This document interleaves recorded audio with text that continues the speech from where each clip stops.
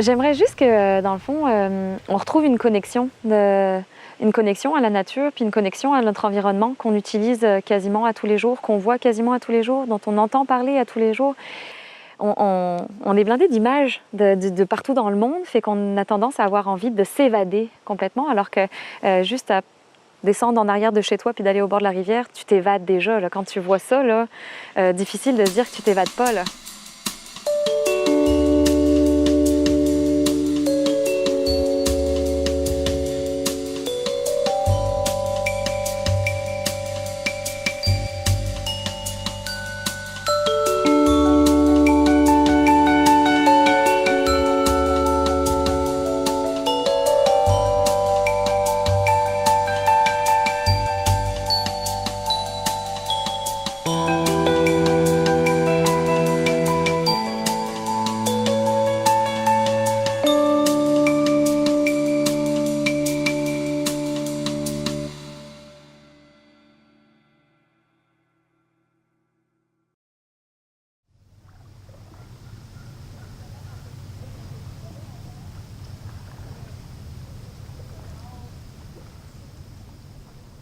Je m'appelle Charline Dupasquier, je suis directrice de Heptatien. C'est une OBNL que j'ai créée avec quelques amis, dans le fond, l'année dernière, pour promouvoir justement la rivière du Loup, puis faire de l'éco-sensibilisation, de l'éco-interprétation pour justement sensibiliser le monde à la protection de l'environnement, puis surtout d'un milieu très local comme la rivière du Loup. C'est rendre ça positif. Voilà, c'est rendre ça. Puis c'est pas rendre la protection des milieux naturels comme si vous le faites pas, tout le monde va mourir. Oui. C'est comme une négativité voilà, dans c'est ça. C'est ça. Je veux pas que les gens se disent « Ah bah ça y est, on nous oblige à faire ci, on nous oblige à faire ça ». Faut que ce soit quelque chose qui devienne naturellement, mais de manière positive, comme tu dis. Parce que si on passe notre temps, par exemple, à aller... on est en zone agroforestière. Il y a beaucoup d'impact sur la berge là, qui se fait parce que justement, c'est des milieux cultivés pour souvent du maïs, etc. etc. La plupart du temps, on coupait la forêt alluviale. Puis tu sais, c'était quelque chose que, juste parce qu'on connaissait pas comment fonctionnait une rivière, on voulait gagner du terrain, on voulait voir les Indiens arriver de loin, fait que tu sais, plein d'affaires comme ça. Mais maintenant, on le sait, quel impact ça fait, puis comment c'est important d'avoir une forêt alluviale, surtout toi, si tu veux garder ta terre aussi en santé pour cultiver, tu sais. Puis aller leur dire, faut pas faire ci, faut pas faire ça, parce qu'on a besoin de protéger la berge. Là, tout de suite, je me confronte à un mur. Il y a quelque chose qui se passe là, on est en confrontation, ça marche pas. Okay. Pendant longtemps, en tant qu'écologiste, moi, je voulais mettre la nature sous cloche, puis je faisais de la recherche, puis je pensais que faire des parcs nationaux où les gens n'avaient pas le droit d'y mettre un pied pour conserver justement des milieux naturels, des espèces en voie de disparition, c'était comme la chose à faire. Puis en grandissant, puis en faisant du plein air aussi beaucoup, je me suis rendu compte que c'est pas comme ça que ça fonctionne, puis il faut pas éloigner l'humain de son propre environnement de vie, là, puis de nos écosystèmes. C'est de ça qu'on vit. Hein. J'aime bien vraiment le côté aussi, tu me dis ce que tu en penses. Ouais. Le côté métaphorique aussi, de jouer un peu avec le style documentaire. Je pense que les deux se peuvent. Je sais pas en tout cas, parce que, tu sais, des images... on peut rester dans... Parce que c'est sûr qu'en documentaire, on va essayer de traiter l'image aussi de façon artistique le plus possible. Donc, on va essayer de se sortir un peu du reportage pour aller vraiment vers quelque chose de plus créatif. Puis là, je pense, tu sais, dans le fond, ce que j'ai noté à date, c'est justement l'humain, donc la relation de l'humain avec la nature. On peut vraiment aller chercher des images justement un peu métaphoriques. Donc, ça peut être comme des inserts sur même des mains, sans nécessairement distinguer les personnes, mais aussi, j'ai le fun aussi, tu sais, justement, le plaisir là-dedans, connaître pour protéger. Donc, tout ce côté métaphorique-là pourrait se mélanger aussi avec un côté très, très réel, tu sais, puis très, très dans l'action, tu sais, dans la pratique. Donc, toi, tu expliques tout ça. Puis la phrase, c'est ça que tu répètes souvent, là, le connaître pour aimer. Oui. C'est vraiment là, c'est ce que j'aimerais transformer en version documentaire. C'est ça qu'il faut illustrer. Une façon. Parce que pour l'interprétation, on ne réussira pas dans un documentaire en 15 minutes à rendre hommage à ce que j'imagine ce que vous pouvez faire ici. Par contre, à donner cette idée d'aimer le milieu naturel, ça, je pense qu'un documentaire un peu... un très beau documentaire en léchant les images de la rivière du Loup, ça va être beau en kayak, ça va être Ouais. C'est sûr que des sur la dollies, rivière, là, tu as des là. endroits là, qui Ben sont oui, de c'est ça. toute beauté. Le plus gratifiant, c'est quand j'arrive à toucher le cœur des gens, puis que les gens arrivent à transformer une attitude de manière complètement naturelle sans que je les ai forcés à penser quoi que ce soit. Ça je me dis, waouh, j'ai réussi à lui montrer quelque chose sans pour autant que ce soit une leçon, tu sais, ou un tapage de doigts, ah, fais pas ci, fais pas ça. Et ça, c'est vraiment gratifiant, puis je trouve ça cool parce que je me dis, moi aussi, j'ai évolué. Avant, écoute, je m'enchaînais à des arbres pour Greenpeace, là, tu sais, c'était comme, touchez pas à la nature, puis l'homme, l'humain, ah. Mais là, maintenant, au contraire, je trouve ça tellement gratifiant de réussir à communiquer avec les gens, puis de communiquer sa passion à d'autres personnes qui, à la base, aiment ça, mais tu sais, ne sont pas non plus des passionnés. Puis quand tu repars, puis que tu as des gens là, qui font même attention en repartant à la fin du kayak de ne pas écraser certains endroits avec des fleurs ou quoi que ce soit, je trouve ça tellement valorisant. Là. C'est même plus que valorisant parce que c'est même pas personnel. Je trouve ça juste génial. Là. Cette idée-là, je l'aime vraiment. Des longs plans, on va le travailler presque comme... encore là, c'est plus toi, mais plus comme quasiment une fiction, là, vraiment placer les plans. C'est comme ça que je le vois aussi. Vraiment. À part justement, puis à part la portion un peu plus pratique. Là, je le ferai quand même. Ouais? Ouais. Okay. Je Ben, prendrai le temps de le placer. Puis surtout si tu me dis que c'est ta famille, puis c'est pas nécessairement des clients. Ben oui, puis probablement que je vais demander, parce que moi, j'aimerais beaucoup... Parce que je trouve ça tellement artistique, les yeux d'un enfant qui s'émerveille devant des affaires qu'il ne connaît pas. Là. Ouais. Puis moi, c'est sûr que j'ai 2-3 amis là, qui ont des enfants qui n'ont jamais fait l'activité, puis je veux leur proposer de faire ça. Puis tu sais, parce que moi, je trouve ça fabuleux. Les enfants, c'est tellement fabuleux. Là.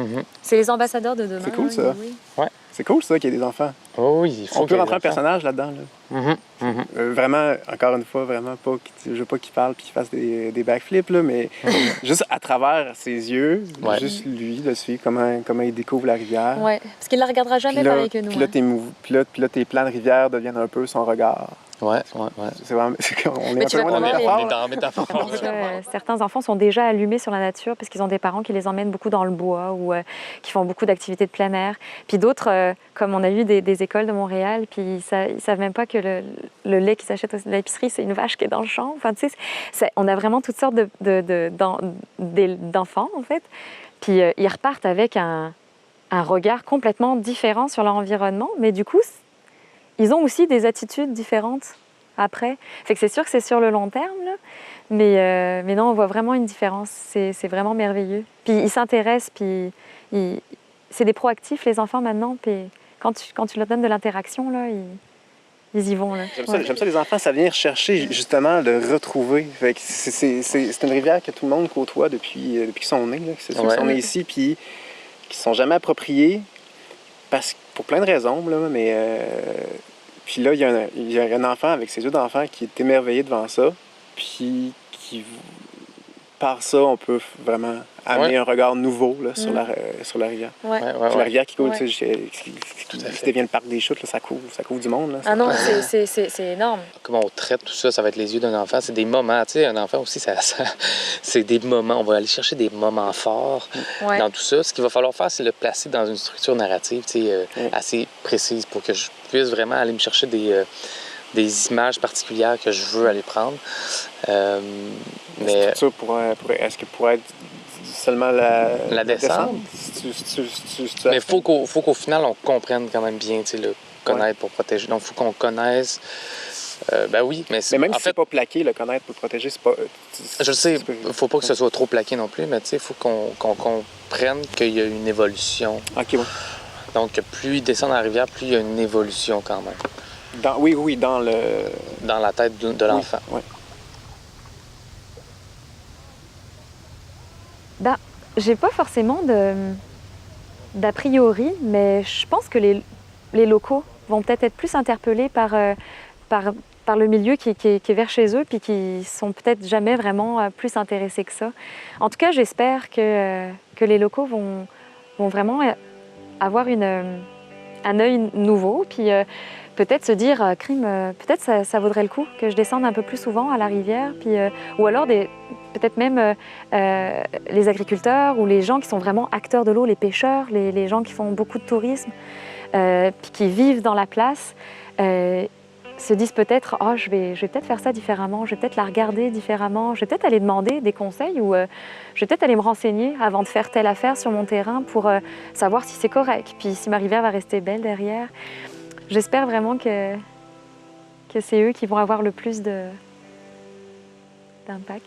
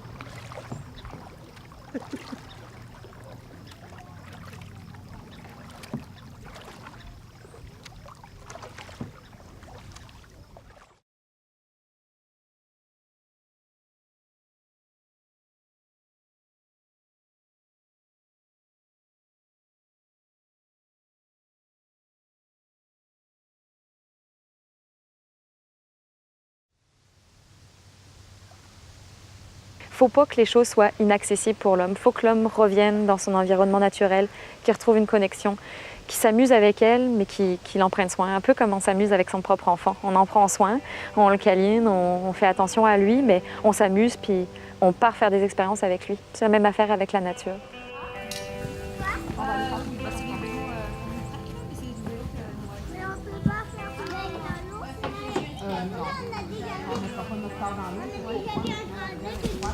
Oui. Ah oui, par contre,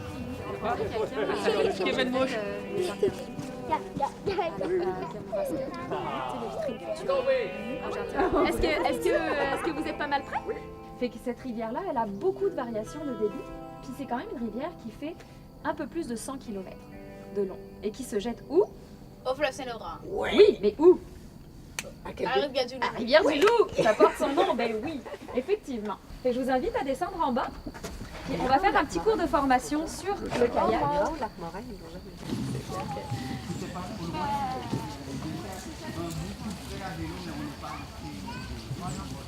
Qu'est-ce que ça fait? On devient très stable. Imaginez mes fesses sont sur le quai, je mets mes pieds en premier et ensuite je pousse mes fesses à l'intérieur. D'accord? Oui. Une fois que je suis assis, mon dos est droit. Ça va? OK. Débarquez, taguez au fond de l'eau, les orteils dans l'eau. Ah, c'est froid! On pousse. 3 points d'appui, toujours sécuritaire pour débarquer. D'accord? Oui. C'est pas derrière.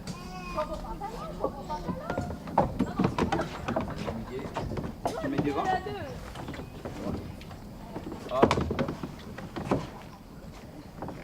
Attention les orteils. Doigt. C'est quoi tu fais toi? Ok.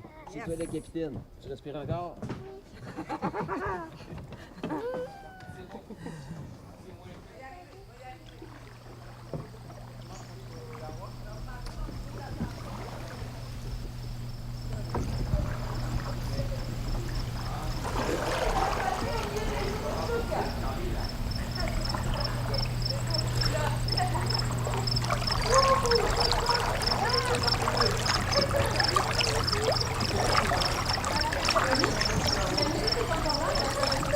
Okay.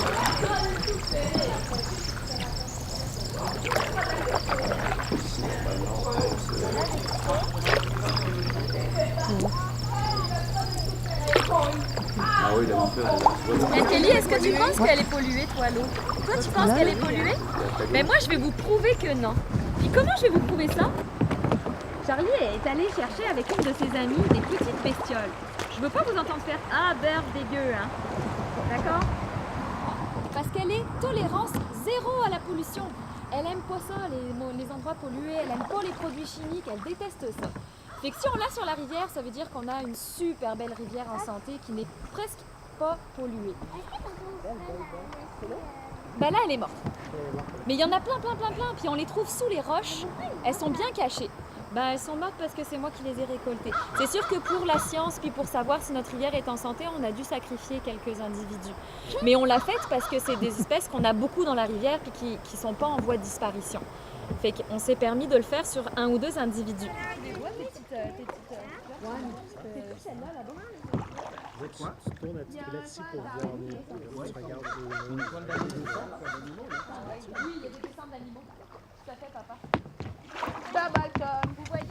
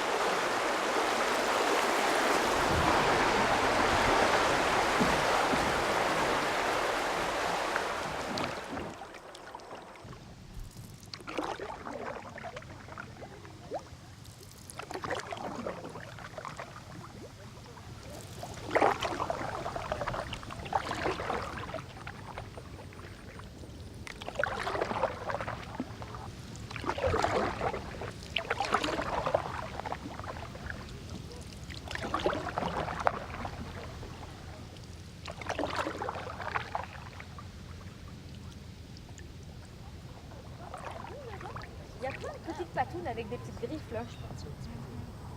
Ça, on en voit très souvent sur les bordures de route, malheureusement, parce qu'ils sont victimes du trafic. Comme Uzi. C'est comme Uzi. T'es en train de dire que j'ai l'air d'un raton laveur? Ouais. Mais moi, je veux récupérer. Si elle a besoin d'un dentier, ça serait beau, des petites dents. Maman, elle t'adorait plus.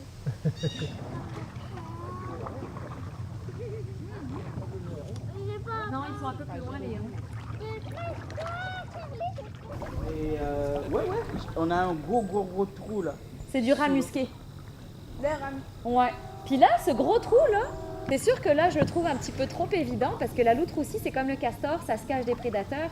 Pour les petits bébés, fait qu'il faut pas que ce soit trop évident pour un renard ou un coyote. Là, il pourrait s'engager trop facilement dedans. Là.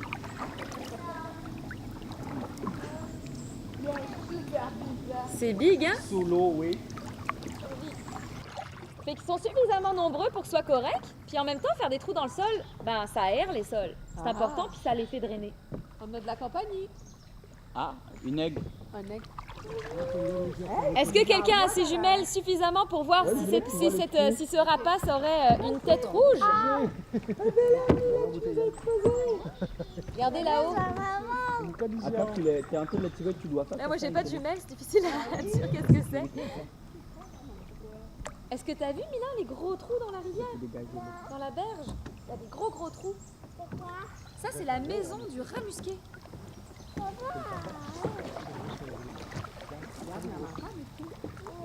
Je vous invite à continuer un petit peu.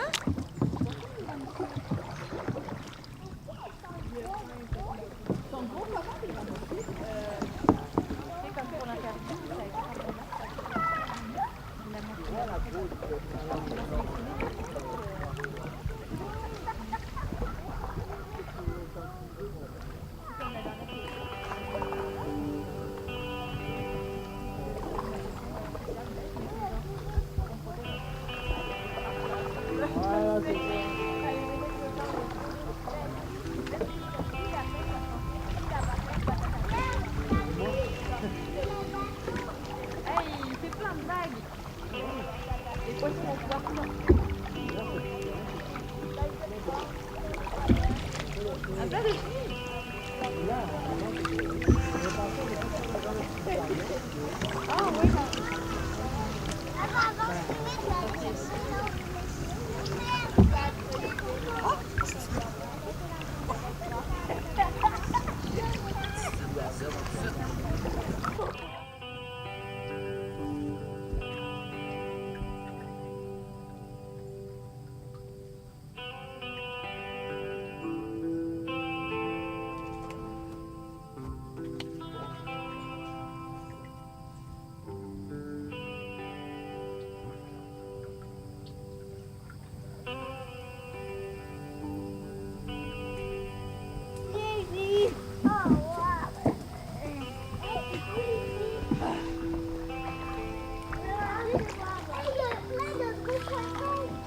Il y a plein de gros poissons. Oui, sors du kayak. Des fois, c'est possible que les petites bestioles que je t'ai montrées tout à l'heure, quand on soulève des roches, ça se peut qu'on en trouve. Est-ce qu'on peut... C'est quoi que vous avez trouvé?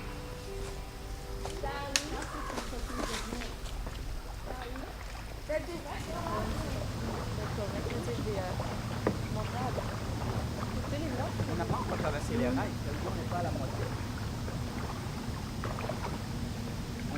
Fait que là, ce qui s'est passé ici, c'est que, bien souvent, par méconnaissance, plus qu'autre chose, on pense pouvoir modéliser la nature un petit peu à des fins d'activité, à des fins plus lucratives, etc., pour notre bien-être. Mais des fois, on le sait pas, puis on fait plus de mal qu'autre chose. Ils maintiennent les rives? Oui, elles maintiennent les rives, donc ça évite l'érosion.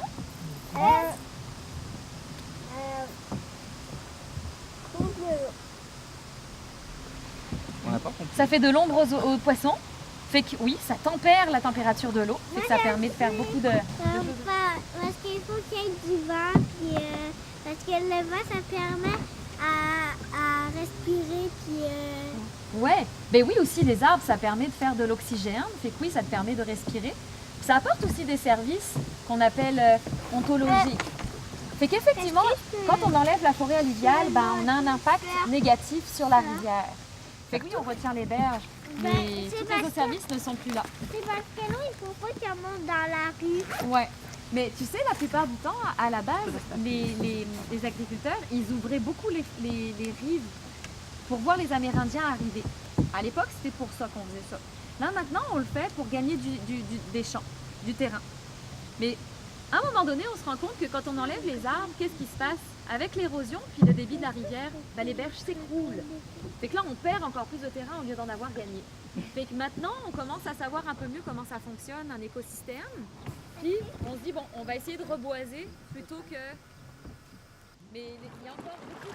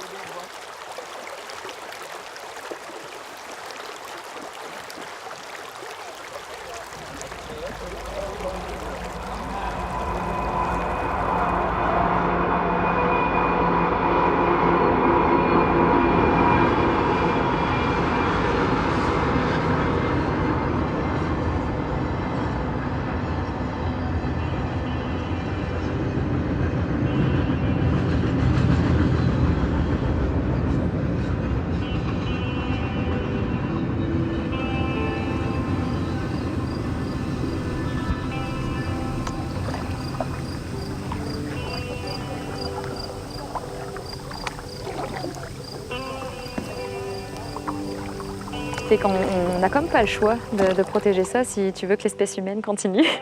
Puis en dehors de ça, c'est bête, mais on s'en rend même plus compte. Tu t'en as marre de ta job, t'es stressé. Qu'est-ce que tu vas faire? Peu de gens, pour déstresser, allument la télé ou... En tout cas, il y en a, là, mais je veux dire, la première chose que tu vas faire, c'est que tu vas sortir dans le bois, tu vas aller marcher un peu, tu vas souffler, puis tu vas rentrer chez toi. Fait que rien qu'au-delà de ça, là, rien que psychologiquement parlant ou spirituellement parlant, toute peuplade humaine a eu besoin de la nature et a encore besoin de la nature. C'est juste le bon sens.